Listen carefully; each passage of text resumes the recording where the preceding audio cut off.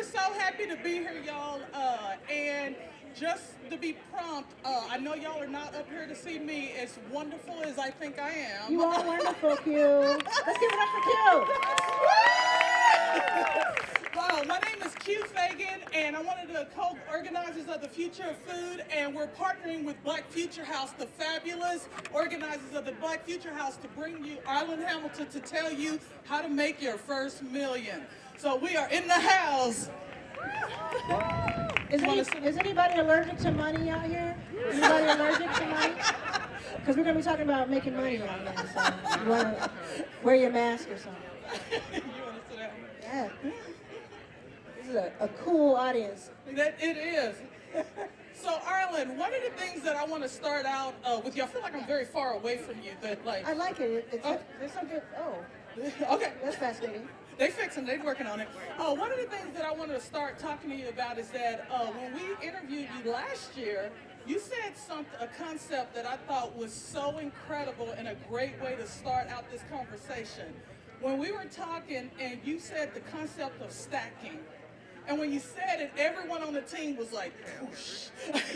So just for this audience to understand, how important is stacking to when you're on your trajectory to make your first million?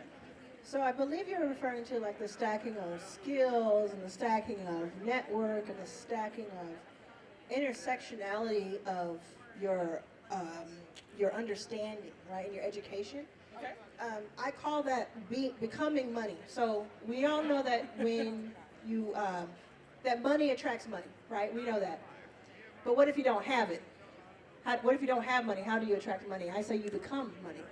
And one of the ways you become money is that you have control over what you learn in a given day, the skills you acquire in a given year.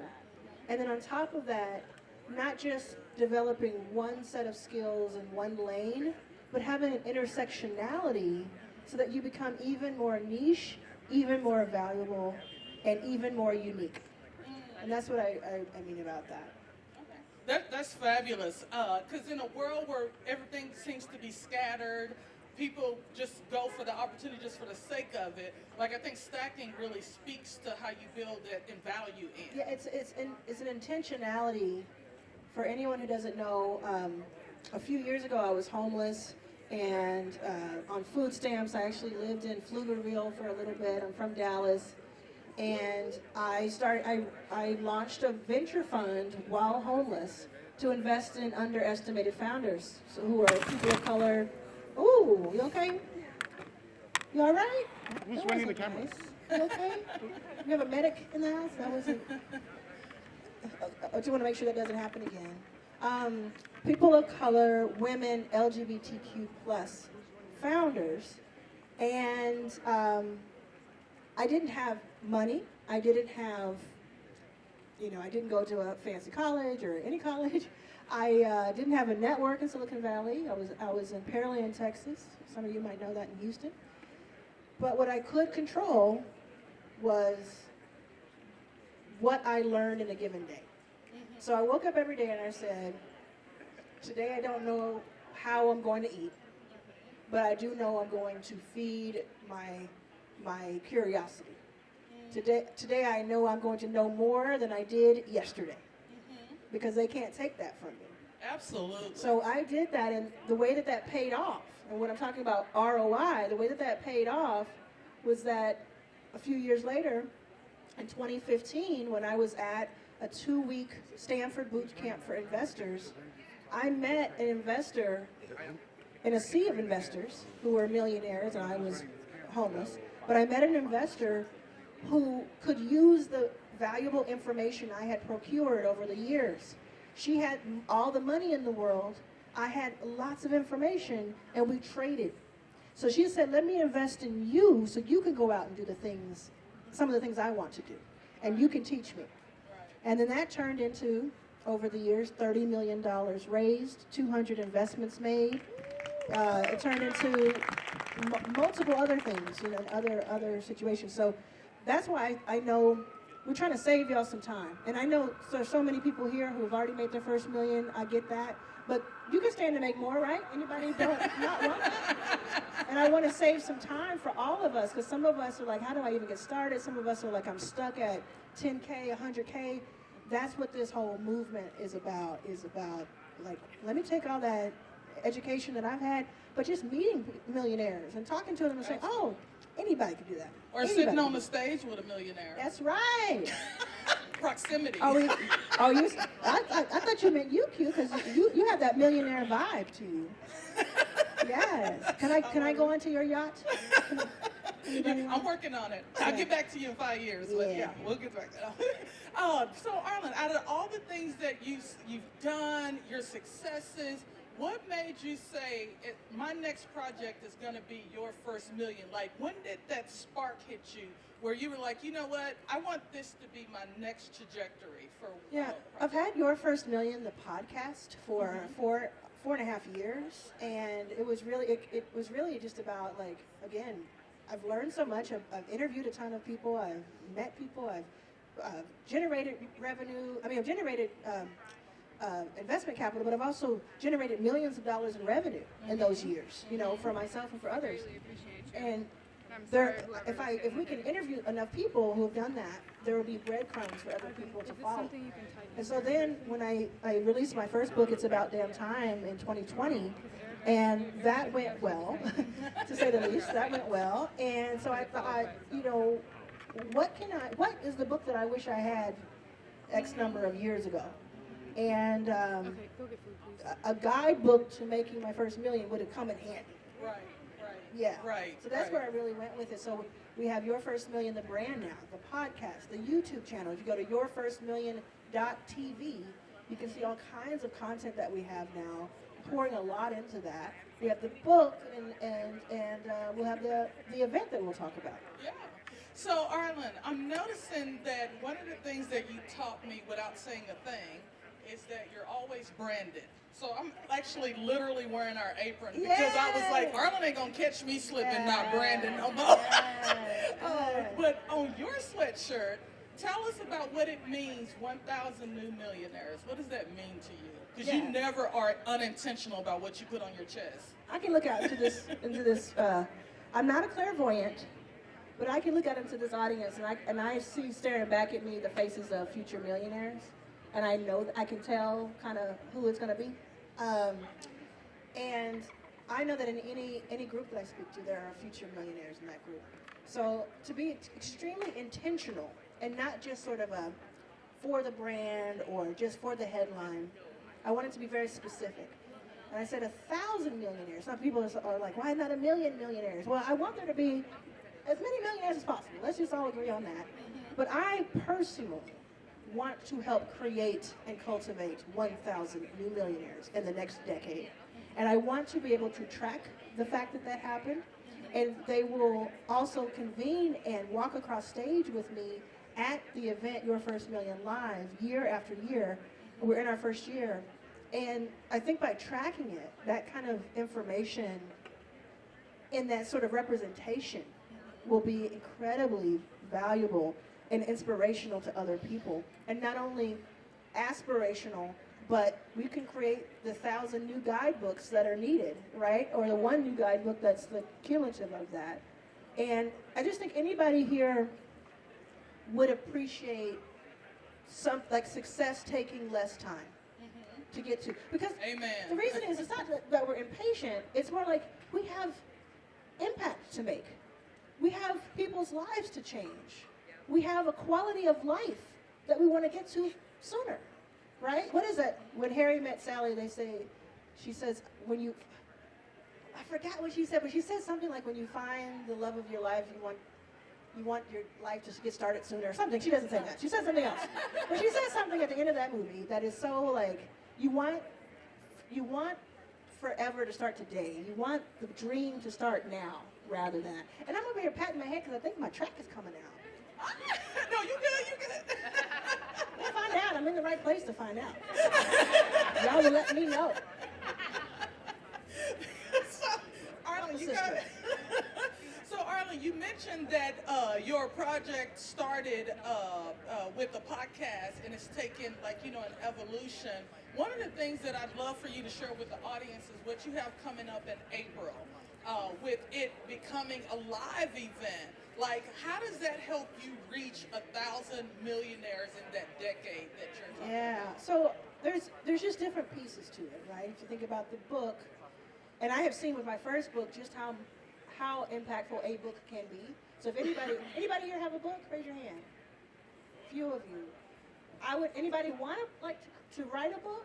Anybody? Yeah, I would encourage you to make the rest of your life start now, right? I would encourage you to do that. If you were thinking, oh, I'll do it one day when I have more to say or when I've accomplished more, you don't have that guarantee. Just start it. Start it. I really want to see more of us with our voice like that. We have so much time and space to make up for, and you can always have a second book. You can do it independently. You do not need a publisher. I don't want to go too much in that side, but because you asked something different. But we need more of our voices.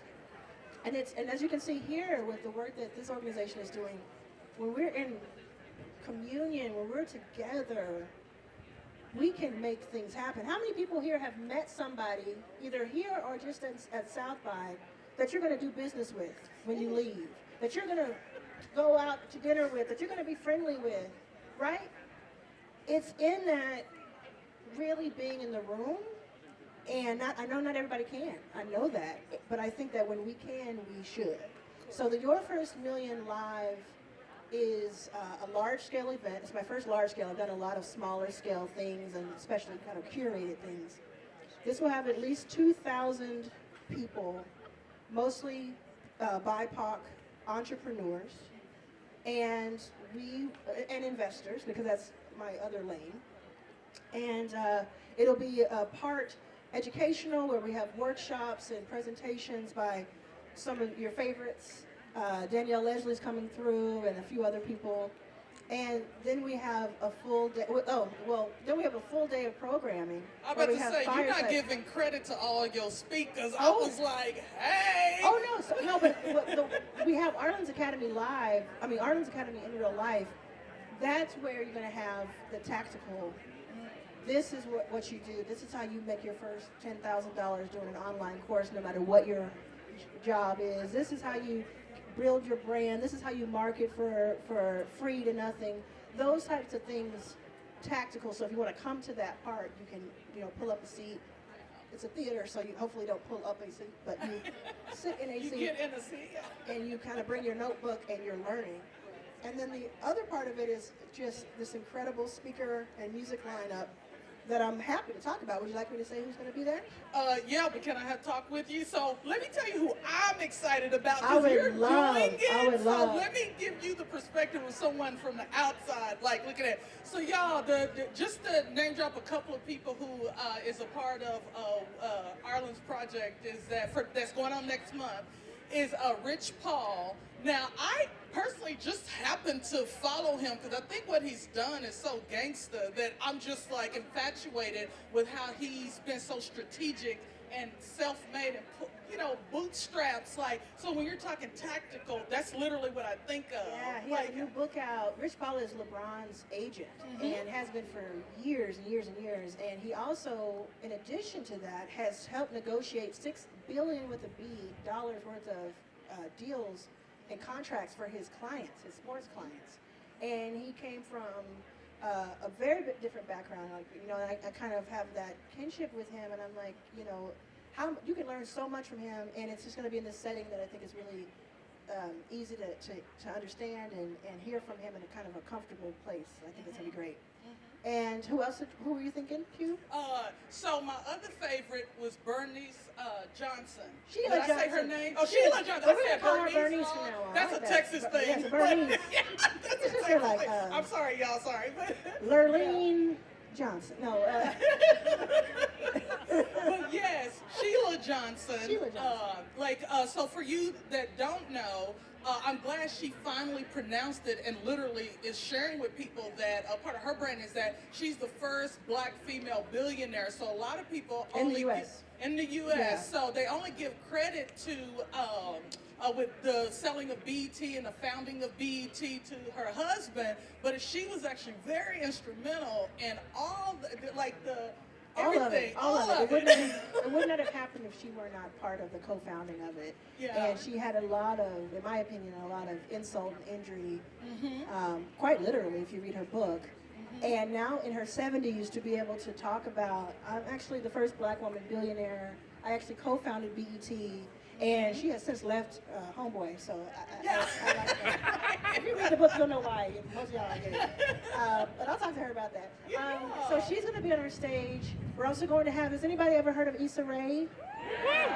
Yeah, a young up-and-comer. We're going to have an evening with Issa Rae on April 10th. This is all in Los Angeles, so I know you all can go ahead and book your flights now. And then April 11th is when most of the other stuff is happening. We also have Gary Vaynerchuk will be with us. Gary V! And we have so many people. We have Rachel Rogers, Lamar Tyler. We have a founder of $1 billion company that she started from scratch. She could not get investors. She built it to $1 billion plus, and then she exited, so she's not a paper millionaire, but truly a nine-figure millionaire. I'm sorry, yeah, nine-figure millionaire. And then we have TLC, the legendary TLC, will be closing out the performance with a performance, full arena-level style performance. And the reason they're able to do that is because we will be at the Peacock Theater at LA Live, which is steps from where the Lakers play, but it's also where the Emmys were held earlier this year. We have that building for 2 days of our programming. And yeah, it's just going to be amazing. So if you go to yourfirstmillion.live. But hold on, you're going ahead. We're going to partner and offer a discount code. I'm holding you to that. You're going to get a discount code with our partnership with Black Future House. So y'all hold that thought, but you will get some information because we're going to get you we're going to hook it up. Do you know what the code is? Do you want what the code? Do you know what you want it to be? Yeah, I'll tell you.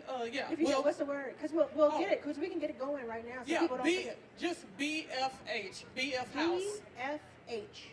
So that's going to be, if you give us a few hours or a couple of hours, we'll have that on the site. BFH, and then you'll send out an email for sure. Yeah. Yep. So that's just for. So give it up for Black Future House for. Thank you, Black Future House. Thank y'all. And the future of food.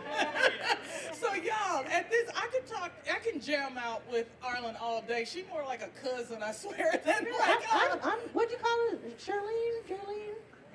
What'd you call Miss Johnson earlier? Oh, no.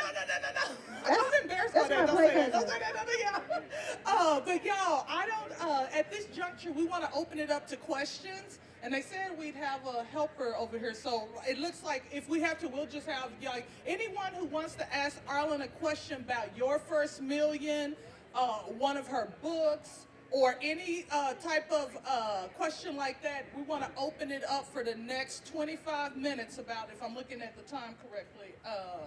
Because she does have another speaking event, and we're just so fortunate that she made time for us to be able to come here and specifically speak to this demographic, this audience, in partnership with Black Future House, because they are wonderful. Yeah, this audience is my audience, so I had to be here. Yeah. I had to be here. I love seeing y'all.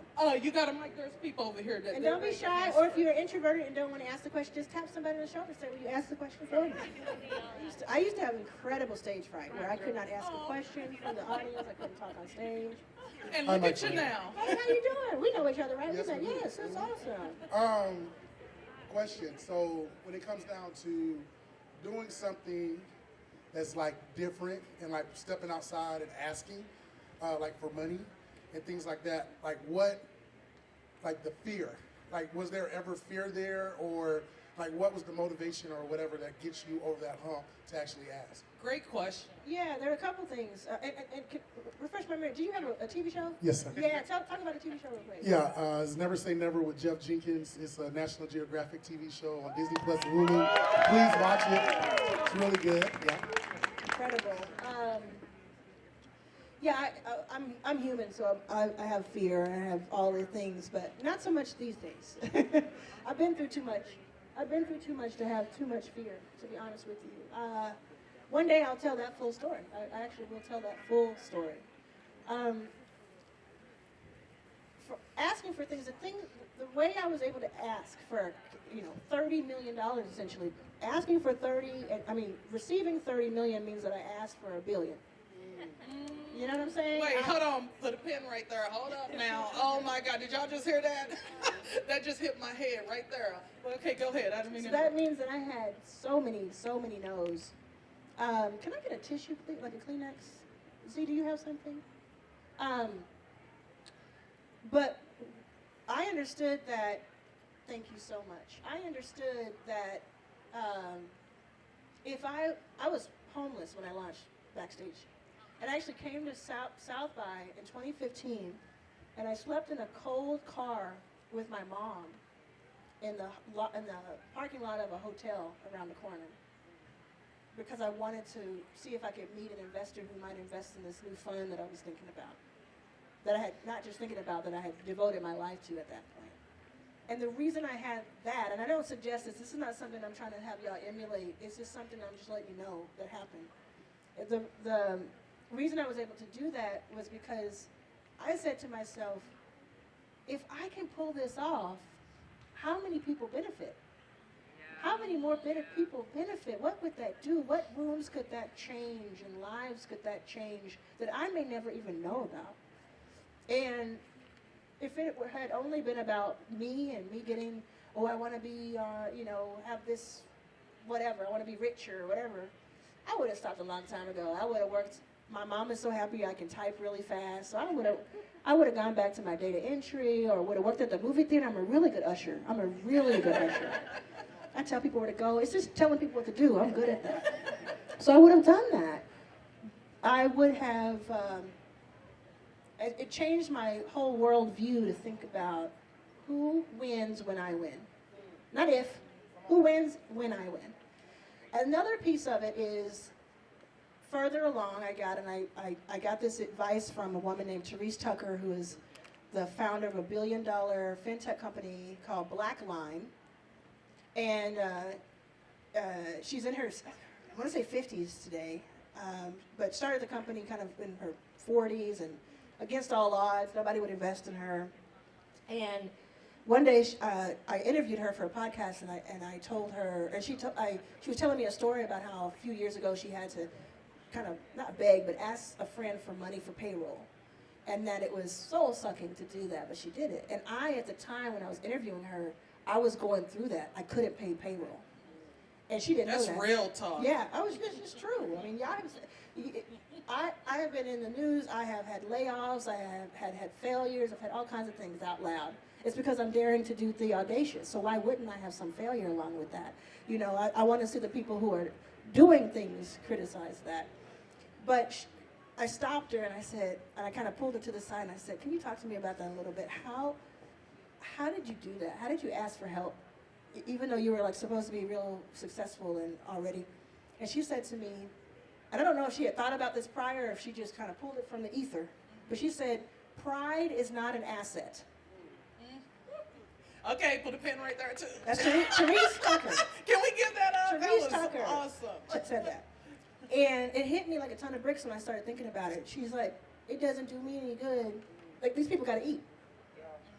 And let me go back, and I want to make clear that I don't mean not to respect yourself, not to have dignity. Because I also have in permanent ink on my wall at home, we don't beg. But to ask for help, especially when other people are involved, is that ability to do that is the asset. So those two things helped me so much. Thank you. Thanks for asking. Any other questions? Let's go right here to the center right here.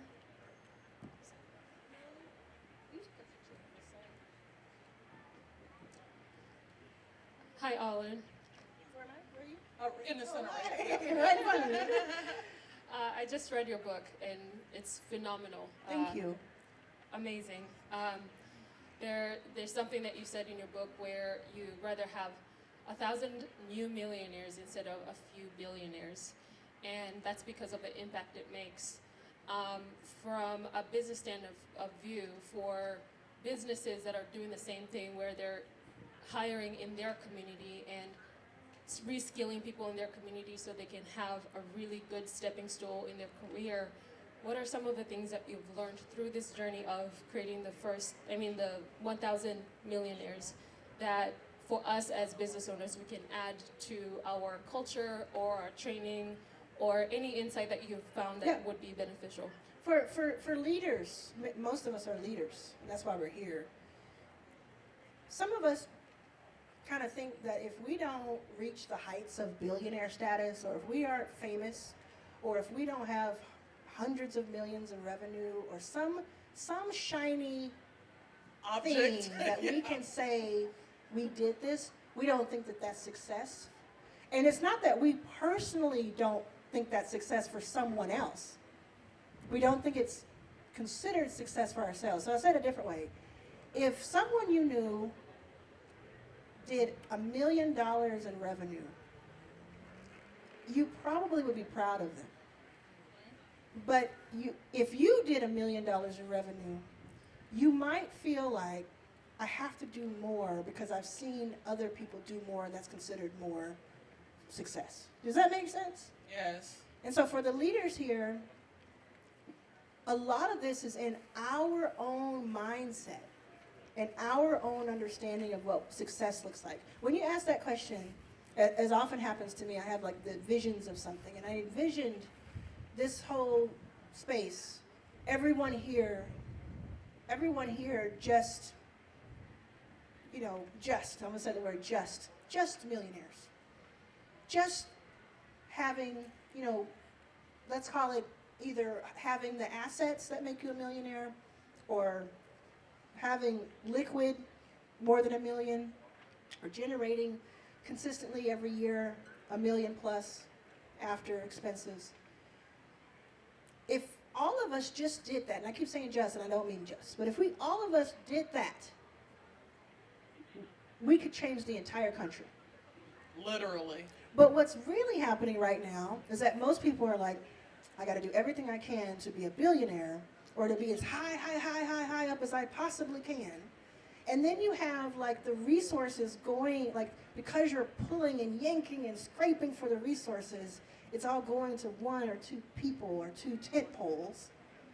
And then we have all this disparity, and we are creating the same disparity that we disparage created by others, right? Does that make sense? Like, Yeah. we're creating It does. the thing. So does anybody here know any black folk that has made it and they don't talk to you the same anymore? I do. I'm just gonna be real. I haven't talked about this before. I'm just gonna be real. Sometimes we get a little bit or a lot of it, and we're just like, I don't want to lose this. I know what it's like not to have anything, so I'm gonna go over here in the corner and I'm gonna hold on to it. And I wish them well. I'm trying to do the opposite. I'm not trying to, put shade on anybody. I'm just saying that we have every single thing and person we need right here already. We have it right here. And we are not seeing the forest for the trees, because we are fixated on something that is kind of a traditional avatar and prototype of something that was not built for us or meant for us. We're going after a certain something that wasn't even built for us. And so in order to affect change on multiple levels, knowing that you can do that today changes everything. You don't have to wait. I met so many really successful black executives on Thursday. So excited about that conversation I had. So many of them came up to me afterward, and they said, after I talked, and they said, I didn't know I didn't need to invest millions in order to support the work that black investors do. They thought they had to have millions of dollars extra to invest in order to be even in the game, because they're used to seeing the old guard have millions to invest in their friends. And I said to all of them, I said, what you have today, if we collectively worked with that, we would change all of our lives. And on that note, how many of you could use an investment of even 10, 20, 30,000 and make that work? Like, I think that so speaks that's to right. your point. So many people are asking, and I get pitched every single second of my life. That's why I'm on the stage. I'm trying not to get pitched, you know. I feel like I have a microphone. Maybe somebody won't pitch me. But I understand. I asked for this, for sure. But when they pitch me, I bet there's like 14 people right here that are like, I'm asking for $100,000. Make sure you ask her. Like, not me. Homer Simpson Bush, you know.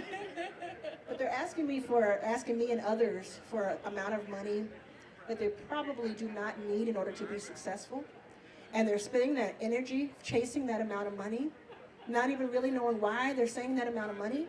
And they're spending all that energy, those months, those years, trying to chase that money when they could have been spending that time generating that in revenue and not have anybody to answer to except their customers, and been well on their way, and they themselves could become an angel investor and keep paying it forward.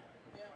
But I meet people who are 2 years, 3 years, 5 years, and plus into the same conversations we had at that time. Again, no shade. But how are we having the same conversation? Yeah. How are you still looking for the $250K that you were looking for 5 years ago? Why didn't something snap in you to say, let me go out there and just prove it with my product or my service, and let me just do the thing. Let me collaborate. Let me change. Talk to someone. Let me educate. Let me level up. Why are we waiting for Superman, right? Like, there's nobody coming to save us. Oh, can y'all say that? No one's coming to save us? No one's coming to save us. And Wait, that didn't sound convincing. Hold on. Let's say it one more time so Arlan can feel it in my chest. It sounds sad. No one's coming to save us. No one's coming to save us. But I can save myself. But I can save myself. So we can...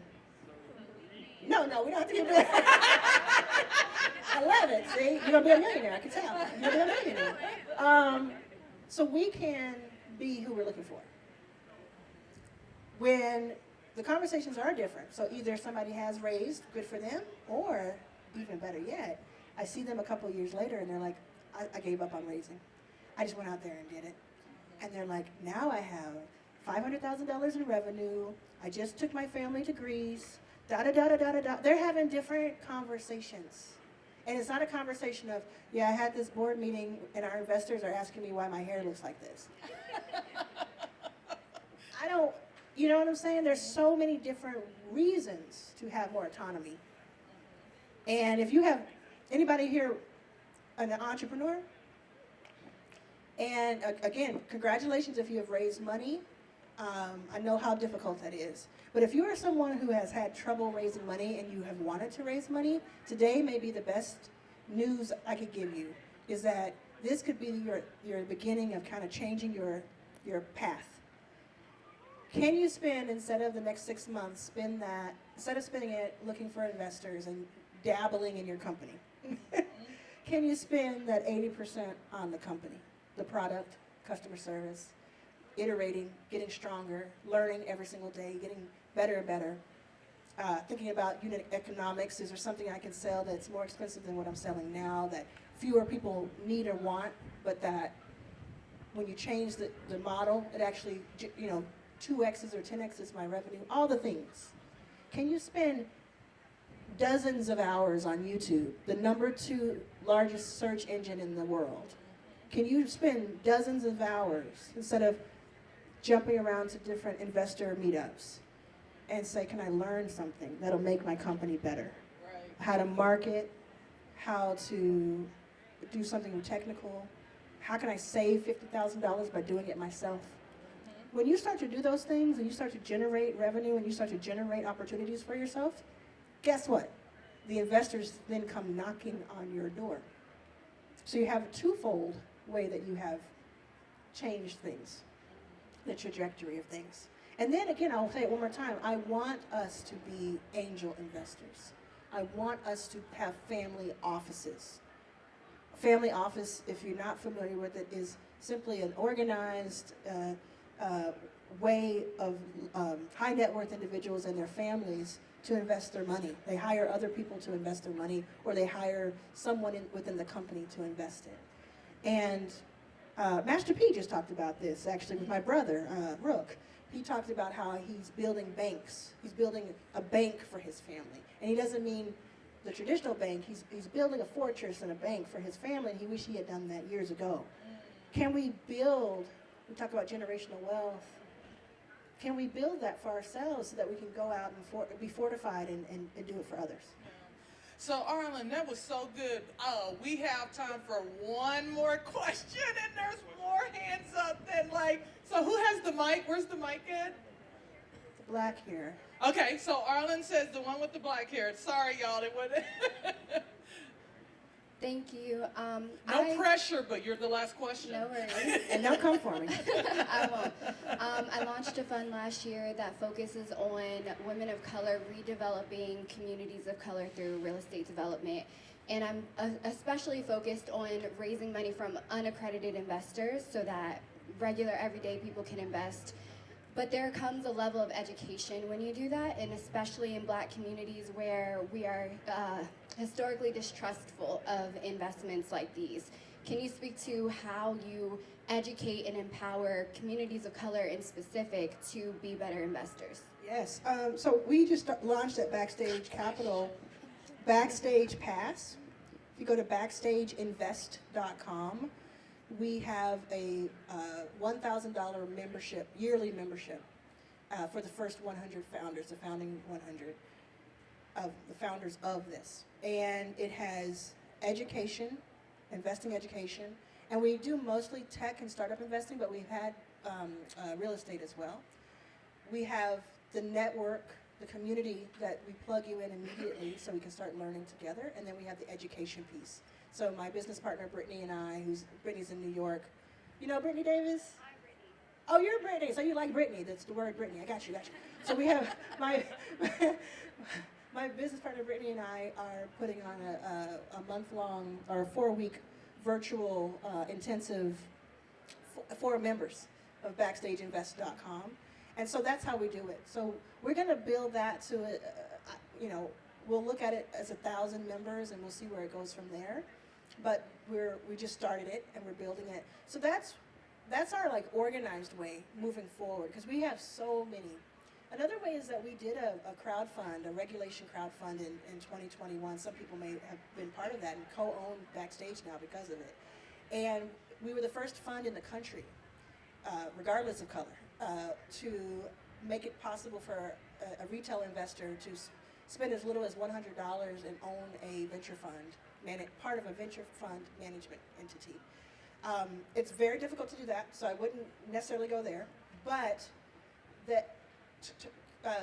making the education, you either make the education part of the investment protocol for you. Like if someone wants to invest, it's almost like they have to take a short course with you, or they have to kind of prove to you that they understand what they're getting themselves into, and make it fun. You get to come to this course, this 30-minute course that we're doing, this 2-hour course that we're doing, and then we'll take your investment. Or you make it as something that's like an incentive, that's like a bonus that happens afterward.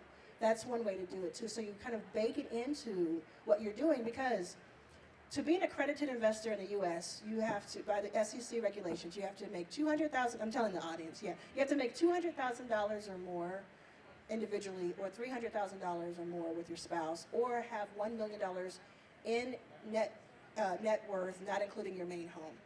So many people are there already. A lot of executives at tech companies, a lot of doctors, lawyers, but they don't know that. They don't realize that. I don't think that if you make $199,000 a year, you're any less brilliant than the person who makes $200,000 a year. Amen. It's arbitrary. So it's not so much that, these investors are not sophisticated because they're not accredited. It's more like, I bet everybody needs some education about this. And everybody could use, a refresher course. And if you can kind of bake that into your whole thing, have a membership, not just one-off investments, but say, hey, do you want to be part of my investing syndicate? There are annual dues, and with that, you get education involved. That's what we're doing at Backstage. BackstageInvest.com, by the way, if you want to be part of that. Does that make sense? Great. Thank you. Thank you for asking the questions. Thank y'all for being so intense. It was a little bit like noisy. Y'all got quiet. 'Cause Woo, this is you good. did. So y'all, we Thank y'all. technically have one more minute, and literally Arlen's gonna have to book it. Arlen, I want to give you the stage for this last 60 seconds. Like, what would you like to leave with this audience that you've already shared so many great nuggets? Like seriously, but like, I don't know take why, but I imagine myself breakdancing. look, That might be insane. When you said I had 1 minute, I could do whatever I wanted. I was like, I You can. You technically I am not capable of breakdancing. Why? I'm very tired, so maybe that's why it is. I just want us to go back. The takeaway here is that when I'm sitting on stage or like looking out into an audience, especially one that is so engaged as this one and so diverse as this one and so obviously talented and just has so much not only potential, but you've already done great things. Because we talked to a few people, we know what's going on here. All I can think about is the great, incredible work we all could do together. So I know you're already in community here. I know you're already talking to people. Let's not just talk about our own companies and what we're going to do together. Let's not just talk about what after party we're going to go to tonight. Let's talk about how do we meet up, and we can do it at Your First Million Live. If you go to yourfirstmillion.live, discount code BFH. BFH, Black Future House. But how do we turn this room into the future room of the haves? Like when people say, imagine a country club, imagine rich people, imagine wealth. I want them to imagine us. Hallelujah. That's a great way to end that. Y'all, can we give it up for the future of food? RNA, he's around here somewhere. Also, Black Future House, they are wonderful. Wonderful, wonderful. I don't know what that is, Arlen. I was handed this at the last location. I just want to, if anybody takes a picture of it, I want it to show up. Okay. Y'all taking pictures. Don't have to be show distracted up. by it. Yeah. But we want to thank Lauren and Waz and their whole team. They've been wonderful to work with. It took so much effort to get this brilliant lady here. And so, I hope y'all felt the love of people you'll never meet even. But we work very hard, and they are so wonderful. So just thank you, Black Future House, for partnering with the future of food. Woo! Thank you, Q. Thanks, Q, for everything. Yeah.